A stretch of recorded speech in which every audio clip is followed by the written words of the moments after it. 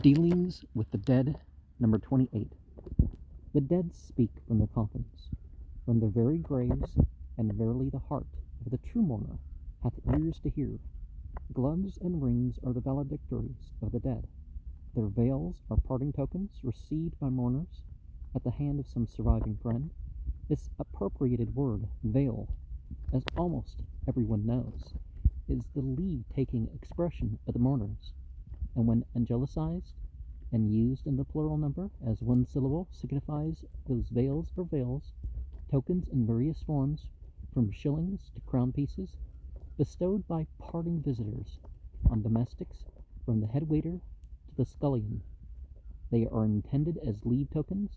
Every servant in the families of the nobility, from the highest to the lowest, expects a veil, not in the classical sense of Manlius, longum, foremost veil, but in lawful money, intelligible coin. This practice had become so oppressive to visitors in the early part of the reign of George III that Sir Jonas Hanway, remarkable, among other things, for his controversy with Dr. Johnson on the subject of tea drinking, wrote and published 8 letters to the Duke of Newcastle against the custom of giving veils, in which he relates some very amusing anecdotes. Mr. Hanway, being quietly reproached by a friend in high station for not accepting his invitations to dinner more frequently, frankly replied, "Indeed, my lord, I cannot afford it." He recites the manner of leaving a gentleman's house, where he had dined. The servants, as usual, flocked around him. "Your great coat, Sir Jones, a shilling. Your hat, sir, a shilling. Stick, sir, a shilling. Umbrella, sir, a shilling. Sir, your gloves. Well, keep the gloves. They are not worth the shilling." A remarkable example of the insolence of a pampered menial was related to Mr. Hanway by Sir Timothy Waldo. He had dined with the Duke of Newcastle as he was departing, and handing over his coin to the train of servants that lined the hall, he put a crown into the hand of the chief cook, who returned it, saying, "I never take silver, sir." "Indeed," Sir Timothy replied, returning the piece to his pocket, "I never give gold." Sir Jonas was an excellent man, and, whatever objections he may have had to the practice of giving extravagant veils to servants, I think he would have little or nothing to say against the practice of giving such veils, as the dead may be supposed vicariously to bestow upon the living in the form of rings and gloves. The dead, it must be conceded, seem not so much disposed to give veils at present as they were 100 years ago. In such dispensations in the olden time, the good man, the clergyman, was seldom forgotten. Gloves and rings were showered down upon the Lord's anointed at weddings, christenings, and funerals. When I was a child, I was very much puzzled upon 2 points.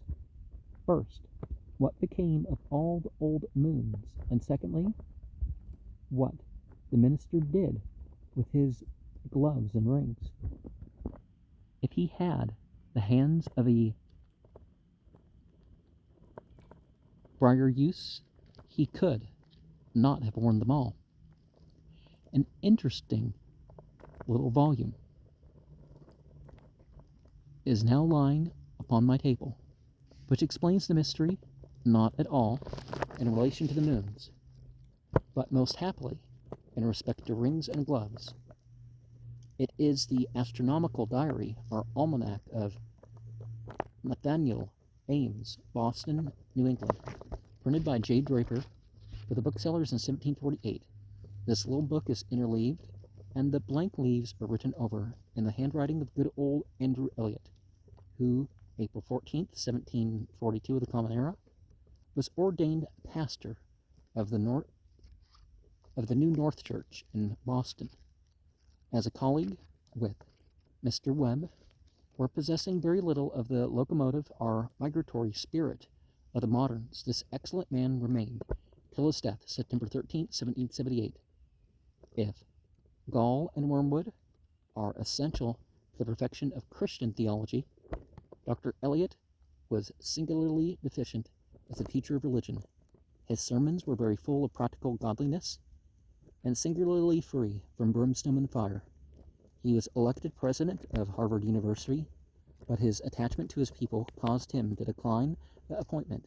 After this passing tribute, let us return to the little almanac of 1748.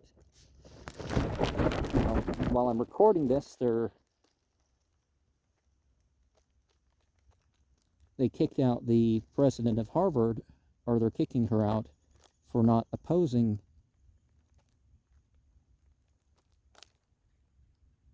those that are calling for the end of the slaughter of the Semitic people. On the inside of the marble cover, the first entry commences thus: Gloves, 1748 January. The gloves received by Dr. Eliot are set against particular names, and under every month in the year. Certain names are marked with asterisks, doubtless denoting that the parts were dead, are Siligeri, after the fashion of the college catalogue, and thus the good doctor discriminated between funerals and weddings and christenings. Although a goodly number of rings are enrolled together with the gloves, yet a page is devoted to rings exclusively in the middle of the book. This is not arranged under months but years, and commences in 1741, the year before he was ordained as college with Mr. Webb. At the bottom of the record, the good man states how many pairs were kid, how many were lamb's wool, how many were long are women's gloves, intended of course for the parson's lady. These rings and gloves were sold by the worthy doctor, with the exception of such as were distributed in his own household. Not a small one, for he had left 11 children. A prejudice might have prevailed 100 years ago against dead men's gloves, similar to that recorded in the proverb against dead men's shoes. Certain it is, these gloves did not meet with a very ready market. It appears by the record in the doctor's own hand that Mrs. Avis was entrusted with 15 pairs of women's and 3 dozen of men's, and returned unsold 8 pairs of women's and 1 dozen and 10 pairs of men's. A dozen pairs of men's were committed to Miss Longstaff, half a dozen women's to Mr. Lungden, and 17 pairs to Captain Millins. What a glove and ring market the dear doctor's study must have been. In 32 years he appears to have received 2,940 pairs of gloves at funerals, weddings, and baptisms. Of these he sold to the amount of 1,441 pounds, 18 shillings, and 1 penny, old tenor equal to about $640. And in the next century, $1 was a good day's wage, so I think it was even less was a good day's wage in that days. He also sold a goodly number of his rings. From all this, the conclusion is irresistible that this truly good man and faithful minister must have been, if I may use the common expression, hand and glove with his parishioners.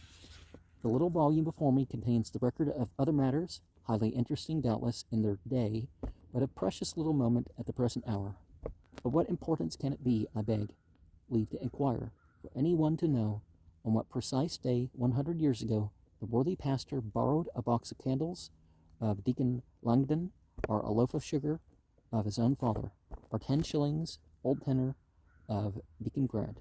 Who of the present generation cares on what day 100 years ago he repaid those 3 pounds to Deacon Barrett? Of what consequence to any living mortal can it be that on the 13th day of April 100 years ago Betty Booth came to live at the manse as a maid? It is past.